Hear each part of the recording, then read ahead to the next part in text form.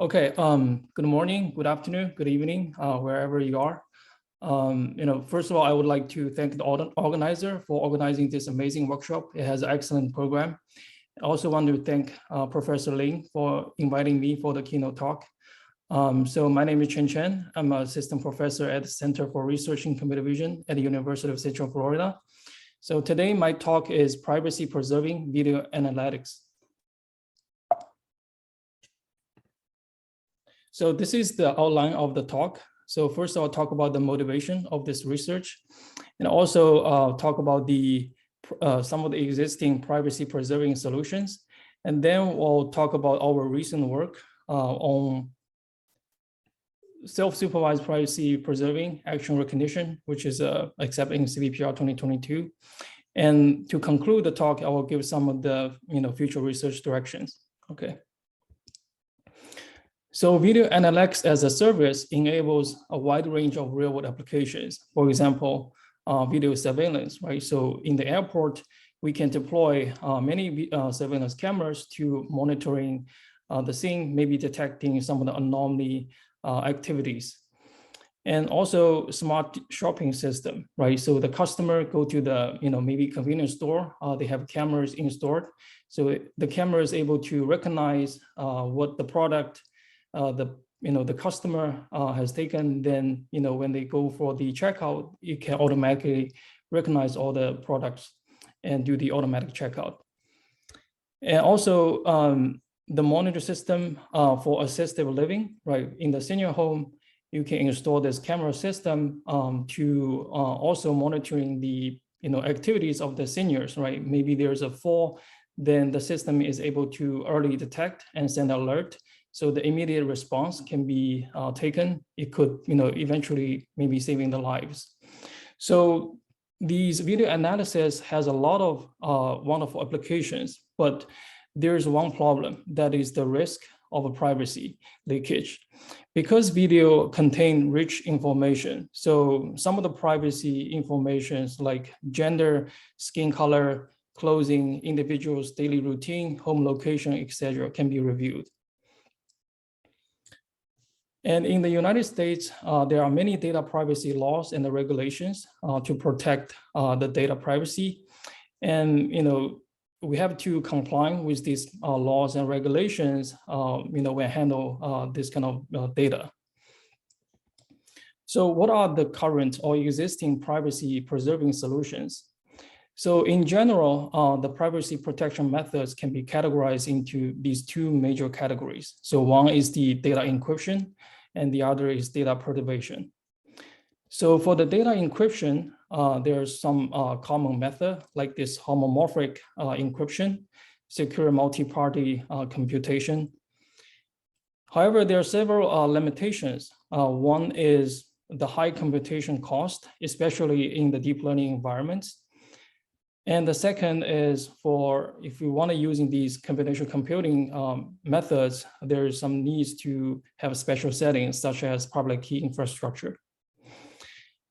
And for the data preservation-based approach, there are also several common methods. The differential privacy and the Gaussian noise disturbance and the blurring and the anonymization, right? So as you can see here, I took one example picture from this paper.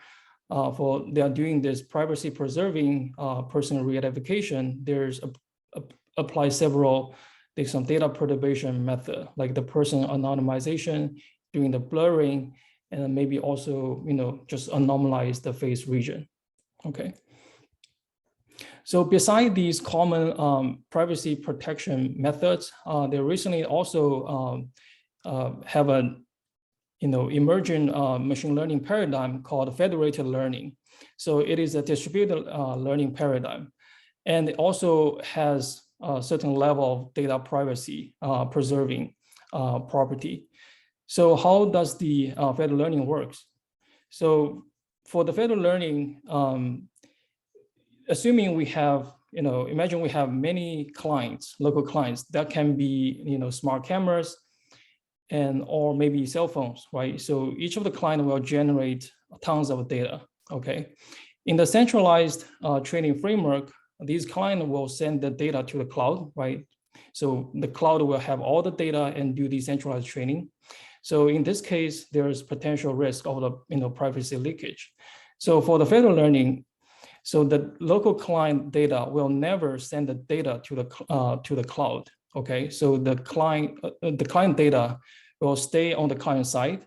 So the client will train the machine learning model based on the local data. Okay, and then the local client will send the model update to the central server. Okay, instead of sending the data here, the client will send in the model update, like the deep learning model weights, to the central server.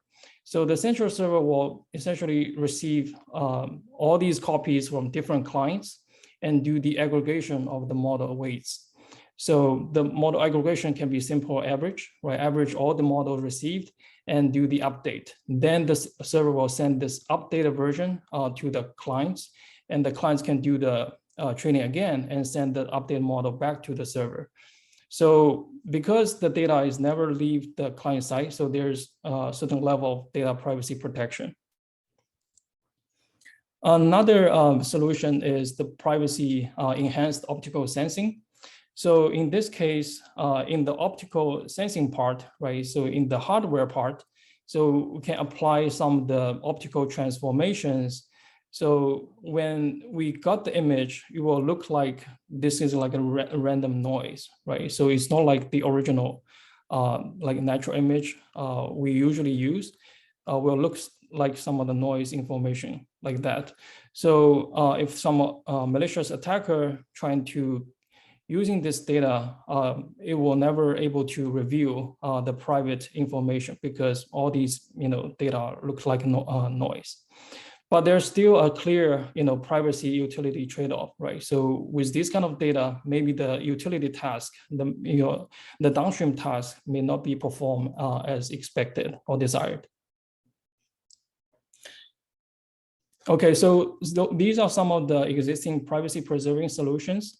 So in the next part, I'm going to using action recognition as example for video analysis and talk about our recent work on self-supervised privacy preserving for action recognition. So this is the work was published in CVPR 2022, and this is a joint work with the PhD student Ishan Dev and my colleague Mubarak Shah.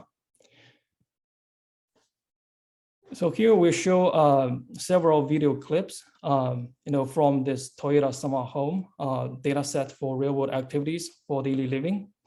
So if we're doing this kind of action recognition on the cloud, right? So sending this data to the cloud, and if there's a malicious attackers able to get this data, it is very likely some of the private information can be reviewed, right? So these people, they are doing some of the activity in their kitchen, living room. So some information private information can be reviewed. And there are several existing approach to enhance the privacy preserving or remove some of the privacy attribute from the video. So here is an example of an action class called pull-up. This is one frame of this video. And there are some of the privacy attributes like clothing, gender, hairstyle, physiques, seeing objects. So one straightforward or simple, privacy removal approach is we can do the downsampling, right? So for each of the frame, we can downsample the frame to achieve a low resolution image. So clearly, some of the privacy attribute have been removed, right? So you are not able to clearly see the face of this person. And maybe some of the objects are also removed due to the low resolution. And, for this approach, one does not require to annotate these kind of privacy attributes like clothing, gender. But one obvious downside is that the action recognition performance has significantly degraded because of a lot of information is lost because of the low resolution.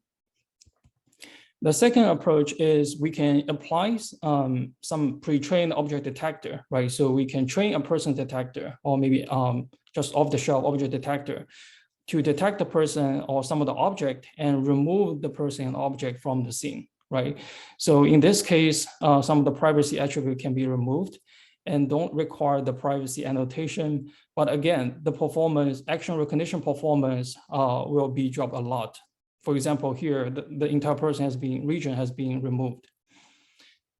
And recently, this paper proposed this supervised adversary training approach, basically learns anonymization function in a supervised fashion. So for incoming video, apply this anonymization function, so you'll get a frame like this, right? So basically, there's some of the privacy information has been removed. And the action recognition performance still maintained, right? Because that's the utility task of this application. But the one limitation is that this approach requires the privacy annotation. You have to annotate these kind of privacy attribute. So for our work, we propose a self-supervised framework that does not require privacy annotations. And we are able to remove the privacy attribute and also maintain a good action recognition performance. So our self-supervised approach considers 3 components. One is the anonymization function, we call it FA. And the second is the action recognition branch, which is the utility task branch. And the third is the self-supervised privacy removal branch. So we call it a budget branch, because you can specify the budget for privacy removal. So the goal is to learn an anonymization function FA with the help of these auxiliary utility and the budget branches. Okay. So here is the framework of the network. So we have an input video. So first we'll go through this encoder-decoder network. So basically, this is a network tries to learn anonymization function, trying to remove some of the privacy attribute. And you have this one branch that is the utility branch for the action recognition. So this branch will be trained with the action labels in a supervised manner. And the lower part, which is the self-supervised privacy removal branch. So in the next, we'll talk about these different network components in detail.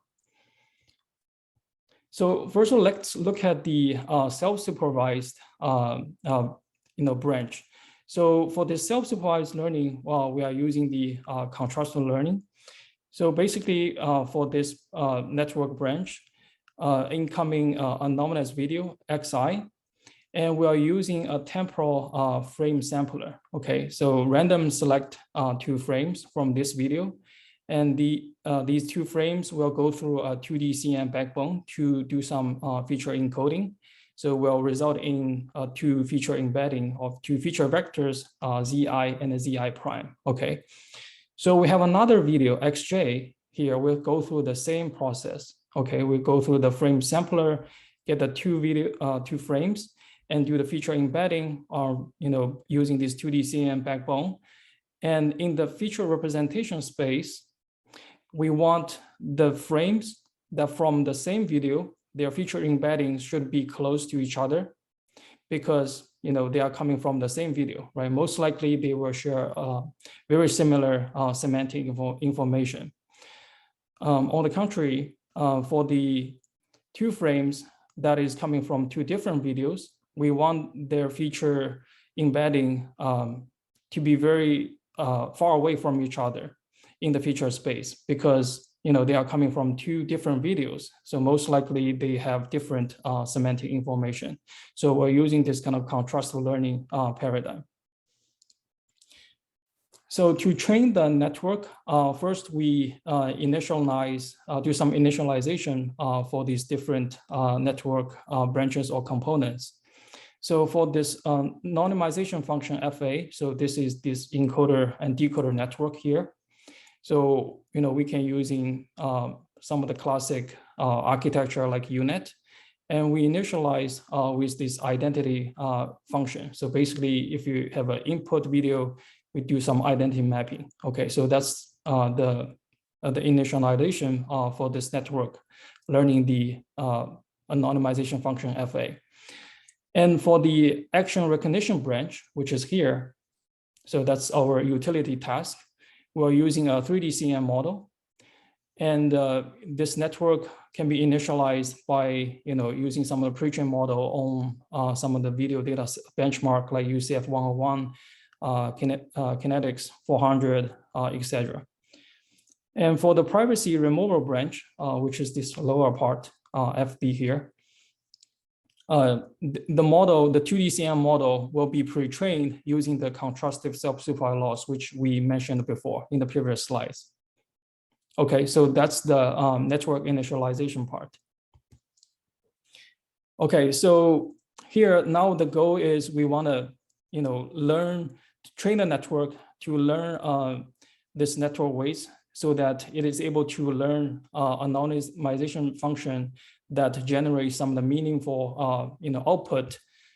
Some of the privacy attribute can be removed, but still able to maintain a decent action recognition performance. Okay, so we have a minimax optimization to train this network. So in the first step, we will keep these weights frozen. So for the 3D network for the action recognition branch, we'll keep these weights frozen because we are using some pre-trained weights here. And also we'll also keep these privacy removing branch, which we pre-trained using the self-supervised contrastive loss frozen. And so the goal is we want to change the anonymized output, which is coming from here, such that it will minimize the action recognition loss, okay? And also at the same time is going to maximize the contrastive loss in the privacy branch, okay? So we try to learn this network and to achieve these two goals, okay? So why do we want to maximize the contrastive loss, right? So minimize the action recognition loss is pretty straightforward, right? Because we want to achieve a high recognition accuracy. But now why we want to maximize the contrastive loss?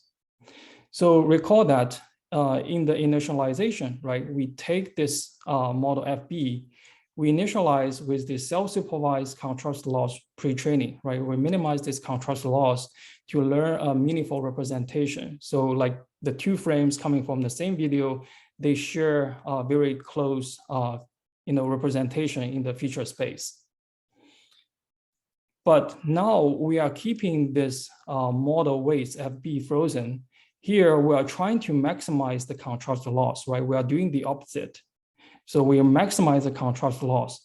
So in this way, it will change the input to FB. So it kind of force the input to FB in such a way that it will decrease the agreement between the frames of the same video, right? Because we are maximize the contrast loss. Now it's trying to decrease the agreement between frames of the same video.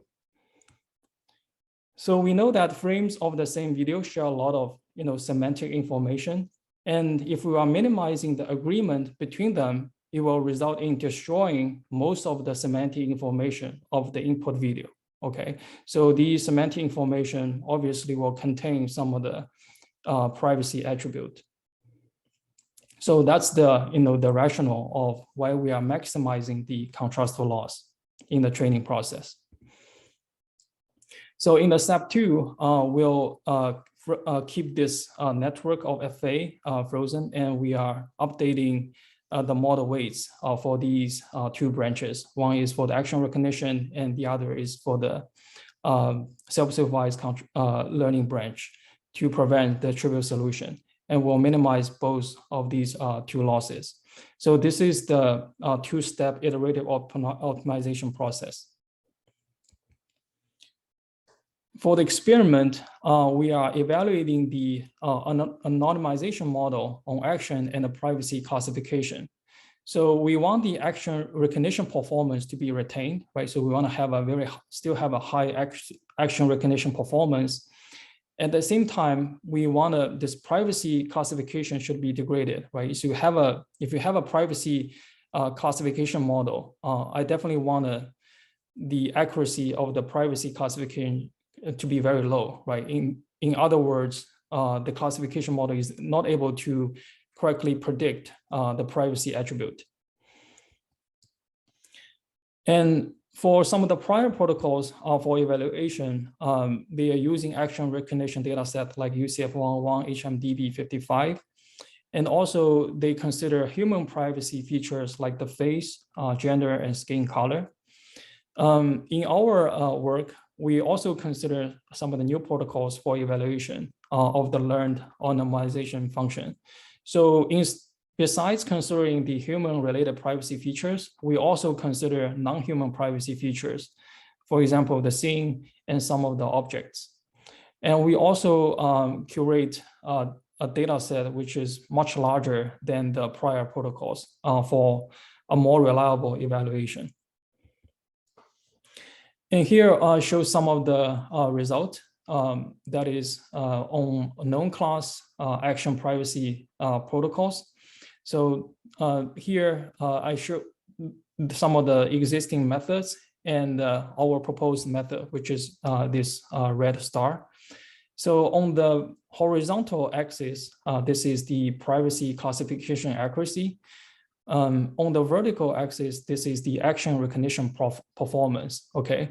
So for ideal case, you wanna have the performance that is lying somewhere here, right? So you have a very high action recognition performance, but you have a very low privacy classification accuracy.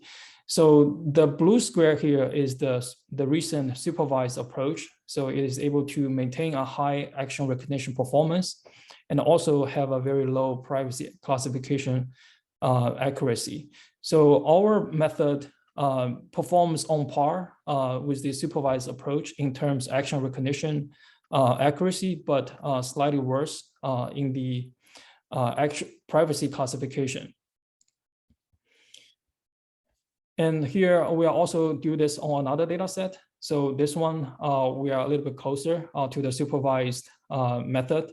So overall, we are able to get competitive performance as compared to the supervised approach. We are also evaluating the method, to see the trade-off between the action classification versus the privacy object classification. Okay, so this is the privacy object. So again, our method is able to achieve competitive performance as compared to the supervised method. So here's another evaluation, considering the privacy scenes, and a similar, conclusions can be observed from this plot as well. And we are also evaluating our method for novel action privacies. So we want to see the trade-off between action classification and the privacy removal while generalizing from one data set to another data set, and also to some unknown privacy attributes. So if we look at this plot here, right, so the star is our method. We're able to achieve a good action recognition performance, at the same time, a very low privacy classification accuracy. So actually, in this case, the supervised approach, which is the blue square here, has worse performance on the privacy classification. So which means our self-supervised approach is able to generalize well, especially to the unknown privacy attributes.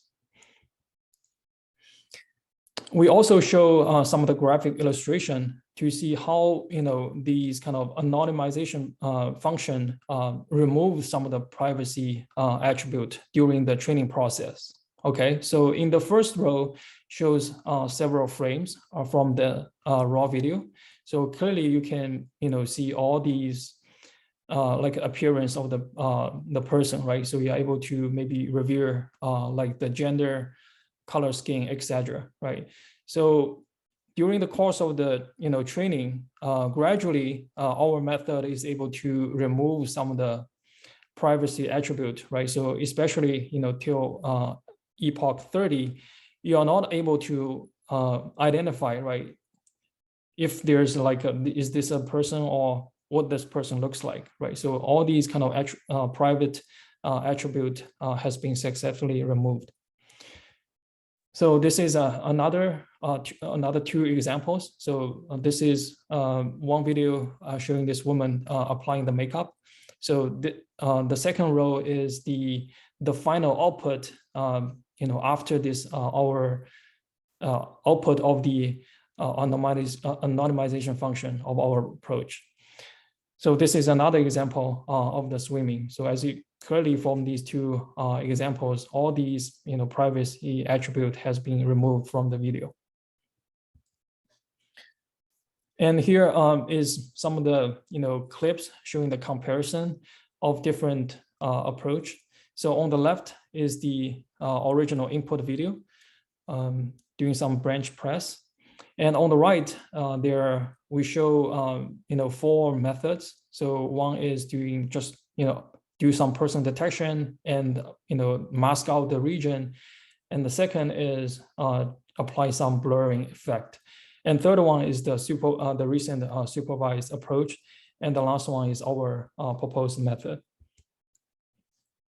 So again, you can see that our method performs pretty well in terms of removing this kind of privacy attribute as compared to the supervised one. And obviously from these simple baselines, right, doing the kind of mask out, although some of the information is moved, but the action recognition performance also degrade a lot. Here's another example. So input is the playing cello. And on the right is the comparison of the privacy removal. Okay. So in conclusion, we've developed a self-supervised privacy preserving action recognition framework. And it is able to achieve competitive action privacy trade-off to the supervised method. And for novel action privacy attribute, our method is able to generalize better than the supervised method. And our code is available. So if you are interested, you can go to this link and check out our code and apply and maybe to your own application. Okay. So as for the future work, there could be one direction is we can considering incorporating the proposed framework into the federated learning paradigm.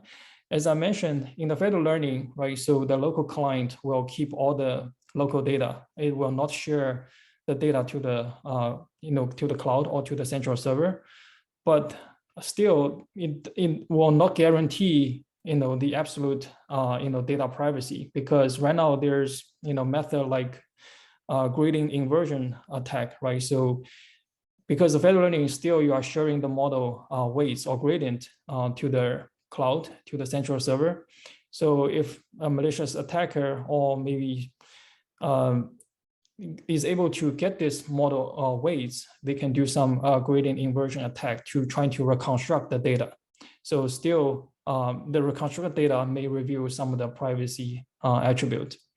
So if we were able to incorporate in the proposed framework, that is, this self-supervised learning framework to learn this kind of anonymization function, the local client can apply this method, right? For their data, if you have a lot of video data, you can apply this method and get this anonymized video, and doing the training on these videos and sending the model updates to the central server. So even though some of the attackers is able to get these model updates or model weights, if they are doing some of the reconstruction using the model weights, the reconstructed video still is going to be those kind of anonymized video, right? They are not able to get those privacy information from those videos. So I think this could be a promising future directions to enhance the data privacy in the federated learning paradigm.